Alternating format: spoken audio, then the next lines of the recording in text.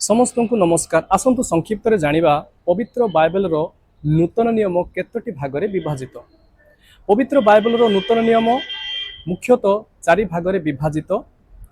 प्रथम भागटी होछि सुसमाचार पुस्तक गुड़िक जो रही अच्छी चारोटी पुस्तक जहाँकि माथ्यू, मार्क, लूक, जहन।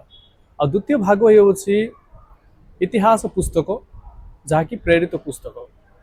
आ तृतीय भाग होछि पत्र गुड़िक जो रही अच्छी 21टी पत्र। ए पत्र गुड़िक मध्य दुईटी भागरे विभाजित करा जाय अछि। प्रथम भाग होछि प्रेरित पाउलଙ୍କ द्वारा लेखा जायथिबा पत्र गुड़िक जो रही अच्छी 13टी पत्र जहाँकि रोमियो पत्र ठारू फिलिमन पत्र पर्यंत। आ द्वितीय भागटी होछि अन्यान्य पत्र गुड़िक जो रही अच्छी 8टी पत्र जहाँकि एव्री पत्र ठारू जिहुदा पत्र पर्यंत।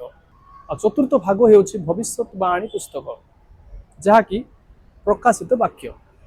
आ ए वीडियो द्वारा आपण माने कोन शिखिले ताहा निश्चय कमेंट रे जणाइबे। पुणी देखाइबा आ गोटे वीडियो रे। धन्यवाद।